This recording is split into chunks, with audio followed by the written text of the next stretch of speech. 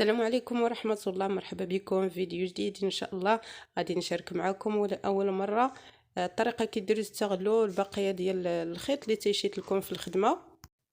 يعني راه ضروري ملي تكوني تخدمي شي بياسه ضروري يشيت لك شي خيط ولا شي الوان ما باغياش تخدمي بهم، يعني راه تتجمعيهم ولا شي خطرات تخبل الخيط، يعني تتكون زربانه ولا تتخبل لك، يعني ما تتكونش عندك الوقت باش تصوبي. يعني انا تنقطعو الصراحه وتنخليهم من بعد تنرجع ندير بهم شي حاجه اخرى، وعلاش لا نستغلوهم.